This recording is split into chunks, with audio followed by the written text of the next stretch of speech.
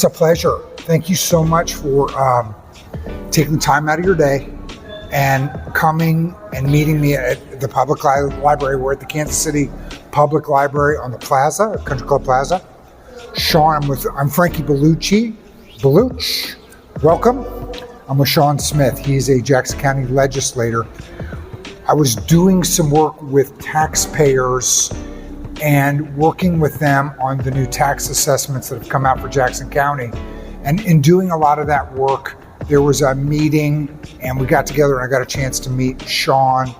Sean is very active in the management of that process or the re-management of that process. I'm gonna let him tell you a little bit more about it, but we had an excellent conversation and I absolutely wanted to have an opportunity to meet with him and do this interview. I'm gonna kind of wing it because I typically meet with business owners, and in your own way, you have a lot of those qualities, I think.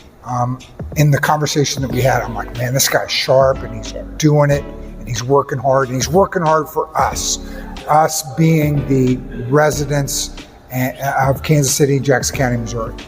So let me ask you this. How did you get started in legislature? Yeah. So as a legislator. Yeah, this is the first time I've ever held public office. I was elected in November. I have really watched and seen public servants that seem to struggle to make good decisions that I would consider to be, you mentioned a business background. That's been my career. I've been a business owner and I've been a consultant to major corporations around the world for 25 years. And data, right? Software data, processes, business processes. So my background is accounting and finance. And then I snuck into the software world through the front door of just understanding what the software needed to do as opposed to how to build it. And so I kind of bridge the gap between the business people that have to use a piece of software or the processes that have to go along with it, and the actual bits and bytes are not so much my specialty. And this is a new office for you, is that correct? Yeah, I was just elected in November of 22 and starting January of 23, and I'm serving a 4-year term. So yeah, I'll have to run for election again in 26. You have my vote. Thanks. Great. And what district are you? You're at 4? 6. 6th district, yes. Which is my district. Well, so for the county, that's the Lee Summit area.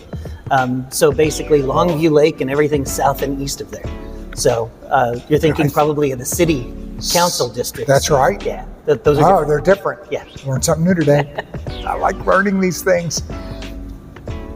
I always ask what makes you unique, and you've told us that you have a background in business and in software, and you're going to apply that to your new position. Tell us just a little bit more about that. Yeah. So obviously, where I come from, we make decisions off of data. We make decisions off of efficiency. We make decisions off of customer service. So even before I got into my career, when I was in college, I managed music stores, and we had a superior level of service. So that was kind of ingrained in me, I think, even before my career with my dad. He was a firefighter, a public servant, and it just has always been an innate part of me to look at things and say, how do I take care of this person and what they're dealing with? Applying that at a legislative level is very different because on the one hand, we have, for example, county employees who need to be taken care of. And then we have taxpayers who need to be taken care of, and the two have to be balanced. So it's a pretty big learning experience for sure. There's a lot of processes and existing kind of agreements and stipulations in place that you walk into, and then you're trying to navigate how to improve things despite all the baggage and background that the history and legacy brings with it. A lot of moving parts. For sure. Yeah.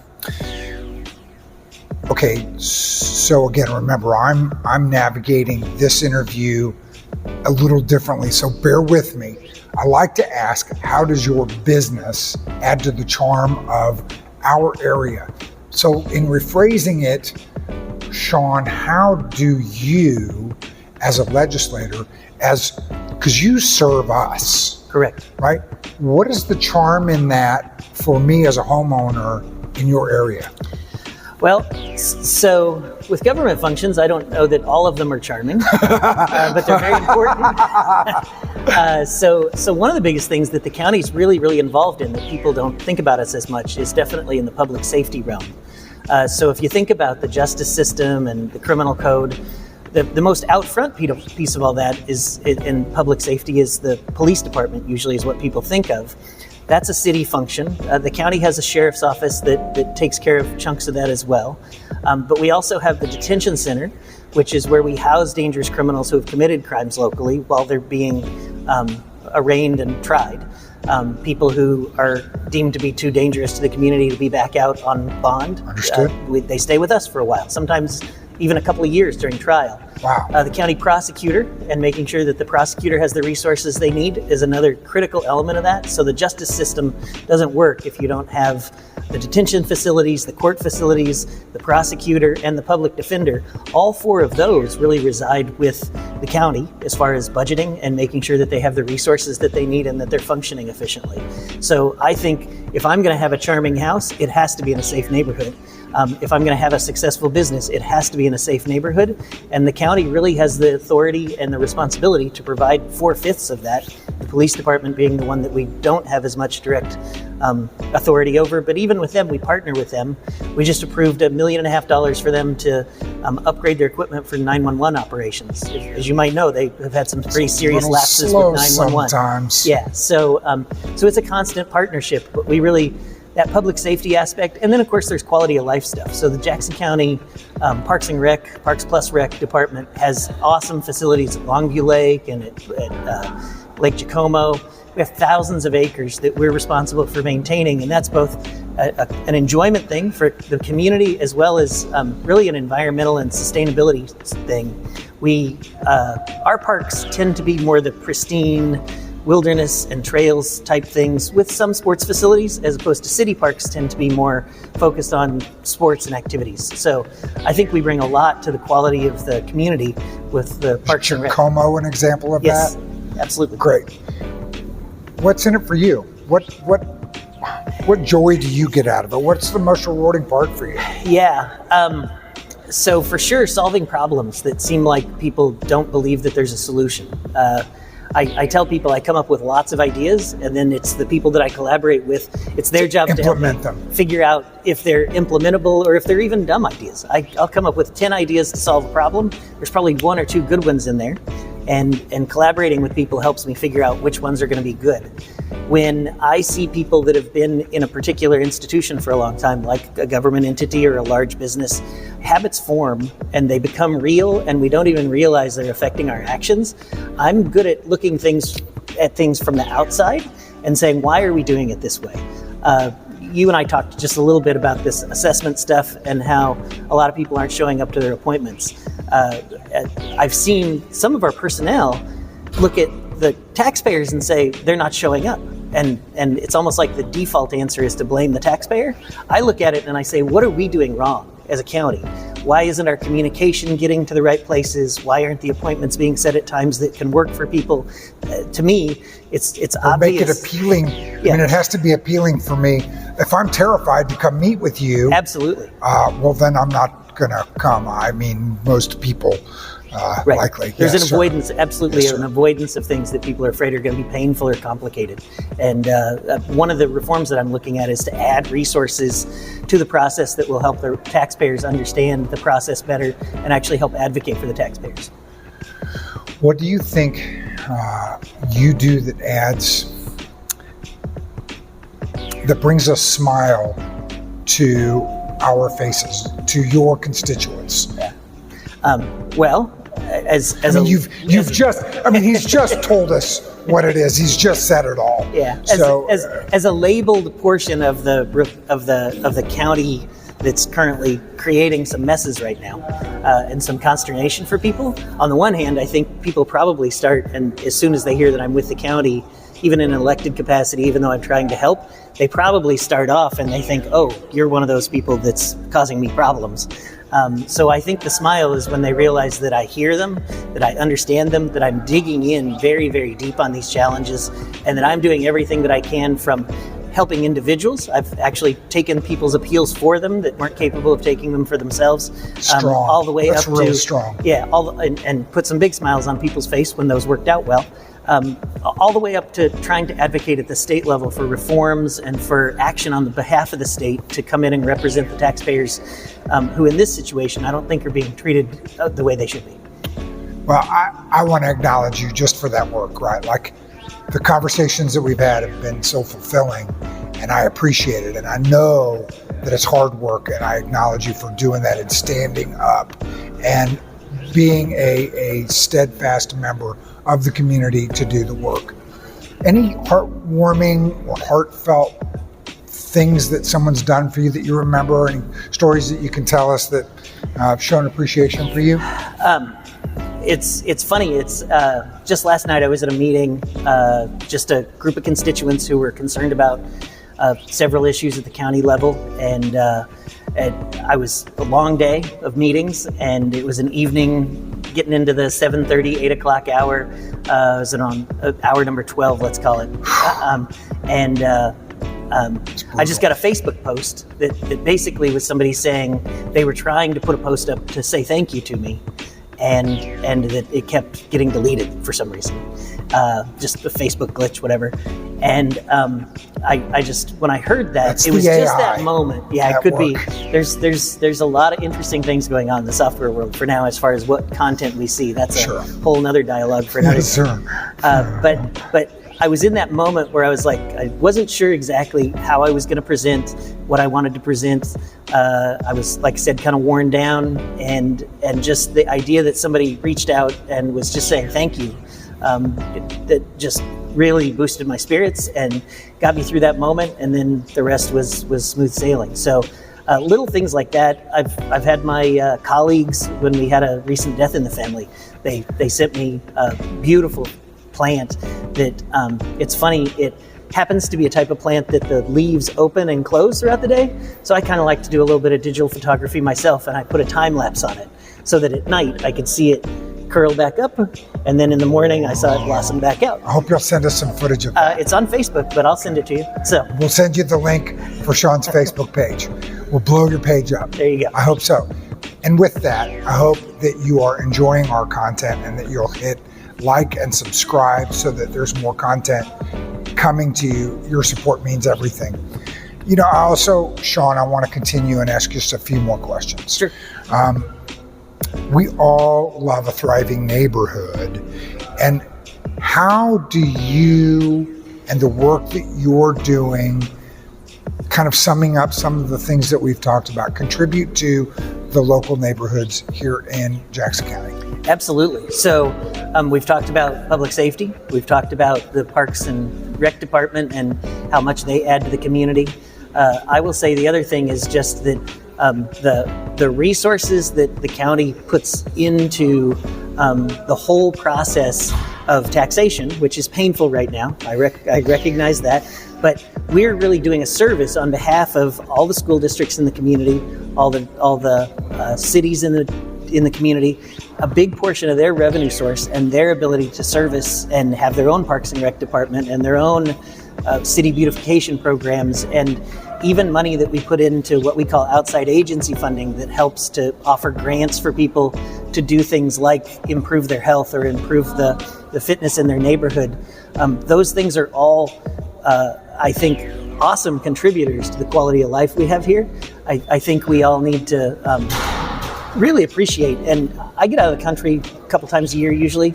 The quality of life we have here in this nation is unbelievable. It's incredible. People who don't step out maybe don't realize that, and even compared to other cities, the traffic is minimal. People's spirits are lively. We're really a pretty happy group of people for the most part. Now we have our areas that are tougher. We have situations that are tougher. We've dealt with some tough things on the legislature for people that struggle. But the fact is that as a whole, our We are the community's greatest thriving. country in the world. Absolutely. Okay, I said it. Yeah. So thank you for that as well. Any buzzworthy news or changes coming up that you want to tell us about? So I will say that the assessment stuff, I think we're going to continue to see some work there. The stadium question about where the Royals will be located. The new stadium. Yeah, I think that we saw the Royals delay a little bit a decision on what they would consider to be their first choice site. And I think that we're going to really start to see the county put forth a real investment in understanding what our constituents want, and whether having the Royals be in Jackson County still is going to be the best service to us, or whether that's something that our constituents don't want. We represent the people, and I will say that I've heard from a lot of people who don't really mind the idea of the Royals moving across the river if that's what they choose to do. I've heard from a lot of people who really say we would like them to just stay where they're at. And I think what we want to do is try to understand what the community as a whole is going to feel about that 10 years from now. So this is not something that's going to happen overnight. It's going to be years and years before we have a new ballpark. It's going to be somewhere, and that's going to affect the community as a whole. And so the interesting thing is that most people look at it and they say, well, I don't want to go, for example, my constituents from Lee Summit don't want to go further to go to a ball game. Some don't feel safe going to the downtown area that's been talked about as one of the possible sites. So those kinds of things are things that we have to hear, but then we also, I think, have to say, so what could we make that be in 5 years? Could we make a downtown ballpark someplace that is really compelling and that people want to come? And back to the idea of public safety, infrastructure, all those things have to be in place, right? And if we do it right, we could really, even though it might not be what most people are asking for right now, if we do it right, it could really enhance the community as a whole. And the city is growing at a great rate. We are growing rapidly. There's the Panasonic plant and Meta up north, and the Royals and the Chiefs. Go Chiefs! It's huge. So 10 years down the road, we can't foresee what that looks like. We know it's not going to look like the same as it is today. But with data-driven processes, I think that we'll get a better idea. And so I really love that you have a good grasp on that. And it's exciting. How does the work that you do, Sean, make the economic engine of our city purr? Yeah. Well, we already mentioned public safety. Sure. The economy everywhere suffers if we don't do what we have to do from a public safety perspective. We do infrastructure that oftentimes, because the cities and the state handle your major highways and your city and urban roads, we're responsible for some of the more outlying areas of the county that don't have an incorporated city. And so making sure that people can live in different ways, if people want to live out in the country, but be a part of Jackson County and be close in, it's our job to really make that an option for them. And I think that one of the greatest things, we talked about America being great, one of the things that's great about it is that we have the opportunity to be a lot of different things to different people based on what they want. So I don't see the government's function as being to prescribe how you're supposed to live, or to say, boy, we really think it's better if everybody lives close in together as opposed to further out apart. I think the thing that government's responsible for is to make sure that people can make their own independent choices and that they have adequate services no matter where they're at. That really, the idea that choice is what drives people and motivates people is kind of fundamental to my life view, I would say. And it's my culture. Yeah. Right. I operate, if we talk about the country and the way we operate as a country and the way it makes our lives better, is the freedom of choice. Yes. I would never talk politics with you. Maybe on a side note, but for sure.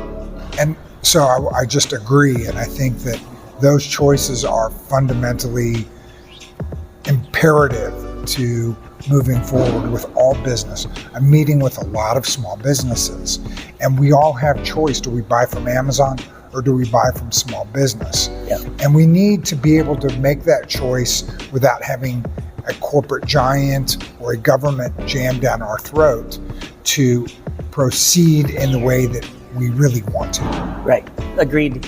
And small businesses really, all of our great big businesses that employ tens of thousands of people, all of them started off as a small business. The idea that through the process of consumers or individuals making choices and other individuals choosing how to serve them, whether to take a particular pricing strategy or be in a particular area. Those things are what add up to this thriving success that we have. It's both sides of the equation. And I think that as a county, we do a good job at making sure that business owners have the opportunity to come here and establish a business and have as few of impediments as possible in order to allow that to go forward. And we can always do better and make it easier for them and do what we can to make the environment even better. The government. Absolutely.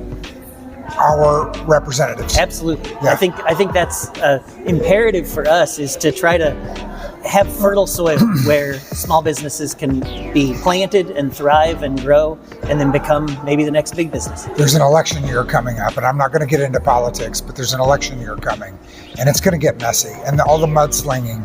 And I had a conversation with a cousin earlier, and it would be great if we could just go, here's who you're going to choose, and here's why, and go cast your vote.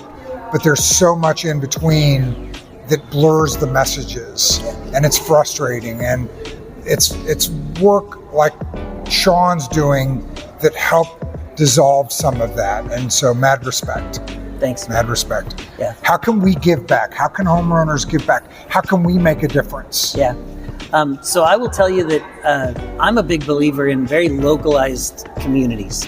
I see people less and less knowing who their neighbors are and engaging with them and helping the people that are right next to them. We tend to, as transportation's evolved and communications have evolved, we can stay in touch with people that are more distant, but then that means that we're not using that energy for people that are closer to us. And I really want to encourage people on an individual level to know the people that are close to them, understand their neighbors and what their needs are and how they can help each other out. And really, I think, identify the common purposes, because most neighborhoods, most local communities really have commonality.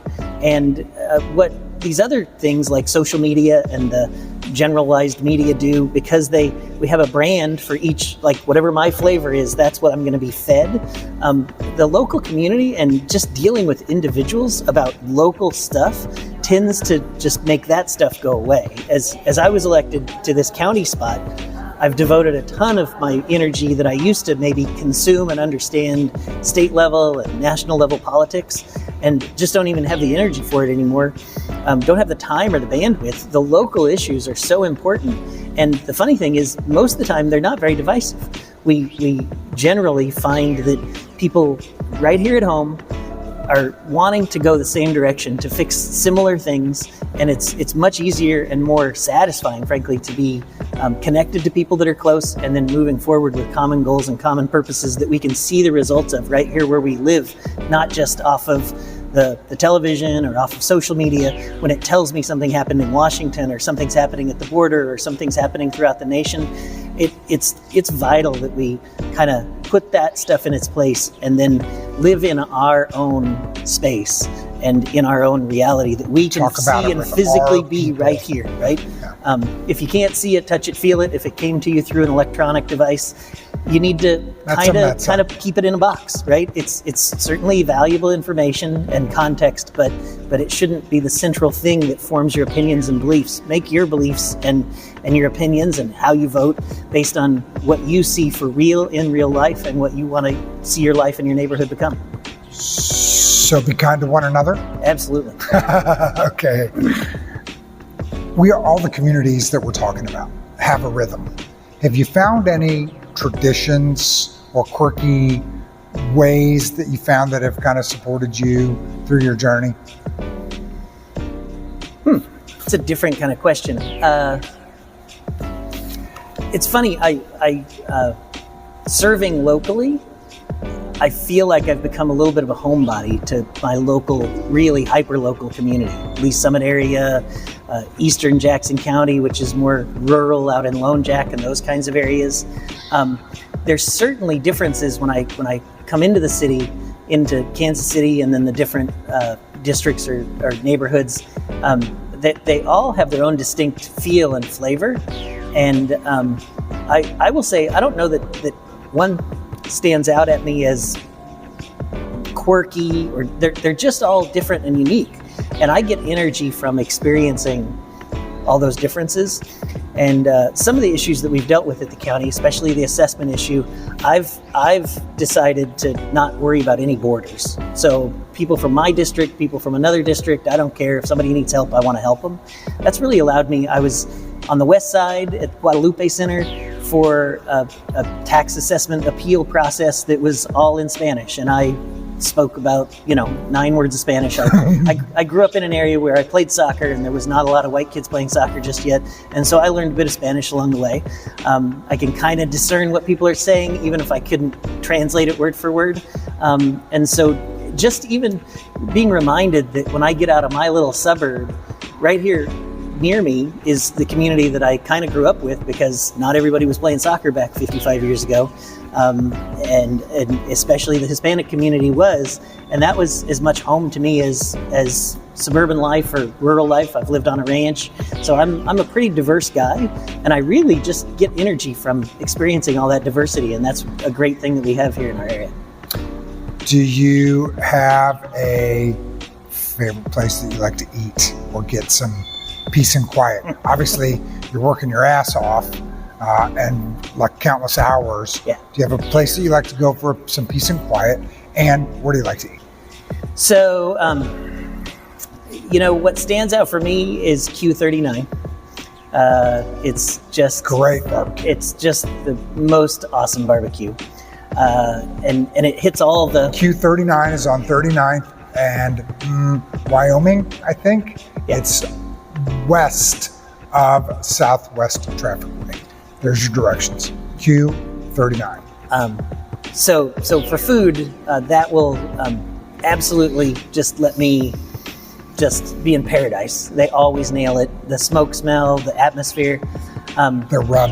Yeah, the use of dry rubs and sauces, and they hit it. Everybody's got different opinions of barbecue around the country. Nashville's very different than here, right? But we nail it, and anybody who comes to Kansas City that thinks that there's some barbecue that's someplace else. I've worked all over the country, and every place else's barbecue is definitely like on a tier 2, tier 3. They're playing AAA ball, and we're playing major leagues, right? So for quiet, I will say that I have a nice spot at home that's my home office, but it's also kind of a music studio, kind of a creative studio. I can go into that spot, or just in the backyard with my dog and the Frisbee. Great. He loves to catch the Frisbee. What kind of dog do you have? He's an Australian Shepherd. Beautiful. So he's a runner. Great. And I must ask, kind of a segue, do you hi-fi? So you have a home studio, you have a home music studio. Do you have like a hi-fi system? So I have the Kenwood stereo system. Like the 70s one? That I bought with one of my first big paychecks in 1984. And I've kept it this whole time. It's fully intact. I've had to replace one speaker that I maybe turned it up a little bit too loud. And I've got a Bluetooth plugged into the auxiliary port so that if I want to go that route, I can. Stream too. But I'm a vinyl guy, and the tube amp on my Kenwood, partially because it's a good product, but also partially because it was one of the first big purchases I made as a kind of young adult. It still sits there. It's ugly and old, but it's fantastic, and I don't need anything better. Do you caffeinate? A little bit. I got to kind of back off of it. I suffer a little bit from sleepless nights these days, so I got to manage. Do you have a favorite coffee shop? First thing in the morning. My favorite coffee shop is right at home. Okay. So the place that I will go and meet people quite a bit that I really like their coffee and, frankly, their breakfast sandwiches is Whistle Stop in Lee's Summit, right on Main Street. I've heard of it. It's fantastic. Yeah. So Yeah, I've heard of it. I've not been yet, I don't think. You have to come out for a visit. It's on the list. I sure will. If you had a playlist for Waldo Brookside, Leewood, Prairie Village, Plaza, what would the 3 songs be? Top 3 songs. So it's going to sound silly, but I'm a Rush fan. Oh, I'm a Rush fan as well. Seen them several times. I've seen them a lot. So Geddy Lee's actually got a book tour. I saw that he was written a new book. Yep, tickets go on sale Friday. So I'm gonna. He looks great. He does. It's fantastic that they stayed together as long as they did. It's unfortunate that Neil has passed away now, but bottom line is for me. Neil Peart. Yeah. Best drummer on the planet. Absolutely. The professor himself. The professor himself. So for me, there's probably 50 Rush songs that are my playlists. Wow. That I really just, when I need energy, the beginning intro to Signal. So I'm a keyboard player. I play a little bit of drums, a little bit of bass. But the keyboard intro to Signals, it's simple, and yet it just brings my energy up. New World Man. Red Barchetta, and then of course the drum solo in 2112, which Sure. I've practiced for 25 years and can't get within even a kindergarten level of where it needs to be. So, Sean, anything that I didn't ask you, anything that you want to tell an audience that is watching from the entire planet? So for local folks here in Jackson County, for sure, we have some communication problems between the county and our citizens. I want to try to bridge that gap.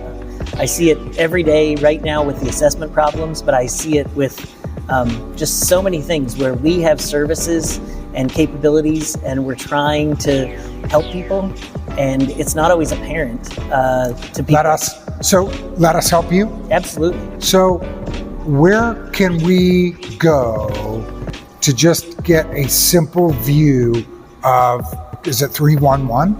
No, 311's the city. Okay. And that's part of the problem, is the distinction between the city and the county is really tough. So I've obviously made that blur. Yeah. So Jackson County's website, right, jacksongov.org, is a good starting point. I would encourage people to look me up on Facebook, follow me on Facebook. I'm basically posting after each of our legislative meetings, kind of what the key highlights Summary. are. Sure. Yep, very, very summarized, 2 paragraphs at the most. And are you using AI to help you with that? I'm not. I've been experimenting with that a little bit for messaging for a newsletter that I'm working on, as well as for some of my social stuff. But for the most part, that's just me kind of recapping what I saw throughout the day in just the simplest way possible for what I think would be the most important things for just the everyday folks out there. So following me on Facebook so that you get those updates, but then I'm also constantly trying to communicate, like we have this assessment problem, or we have a stadium issue, or we have things that are happening in the community. I'm going to be taking a more active role in trying to make sure that people understand what the county's doing and what important things are happening in the county. And it's much bigger than the city. The county incorporates 700, 800,000 people. It's so much more diverse because it includes large rural areas. And so for sure, keeping up with that stuff and then understanding really at the grassroots level how those things affect you individually in your community, in your life. I just really want to try to help bridge that gap from a communication standpoint, because we go about our business and get busy, and then we just forget that we're there to serve people. Bombarded with a ton of information. Absolutely. And right, where do we want to focus? Where do we want to make a choice? And I'm trying to distill that down, at least for our little part of that whole universe of things that people need to know about every day. I'm just trying to distill it down to just a few things that maybe because the county's not the city, it's not as dense and homogeneous as the city is. We have things that, somebody's road out in Lone Jack that got converted from asphalt to gravel and they're not happy about it. They need to know about that, but not everybody else does. There's just so many distinct influences on people's lives that we're a part of. And I'm trying to make sure that people at least have some place to go. The pinned post on my Facebook simply says, if you have a question, just ask me. Great. Because I really think that government being approachable, because we don't know what somebody's going to be concerned with. I don't know if I can help. There's been things where I was contacted by somebody who was in distress and I didn't know what to do about it, but because of my service, I've gotten to know people in the county who do have experience with those. Yeah. And that's part of, to chime in on that? Yeah. This is part of my process. I am working with business owners, legislators, to bring you information so that I know more people and have more available tools to help you as a home buyer or a home seller. And the more information that I have about my area, the better I can do. And so that's exactly what I just heard Sean say in plugging in to all these different areas. the better he can do for us. I think we're both in the connections business, right?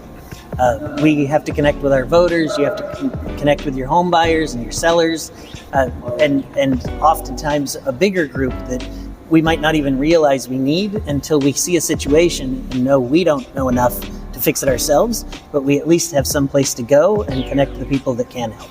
So I think that's a big part of what we both do. Very good. Another incredible, powerful, insightful interview with Sean Smith. Sean, thank you for your time. I'm Frankie Bellucci. I'm a realtor with RE/MAX Premier in Prairie Village. I serve Waldo, Brookside, Leawood, Prairie Village Plaza. If you know anybody on the real estate journey, let me know. Your referrals mean everything. I want to make your journey in real estate easier and more smooth. And the work that I'm doing here, I'm sure, is helping me have more tools to help you. Please, if you like what we're dropping, hit like and subscribe. Your support means everything.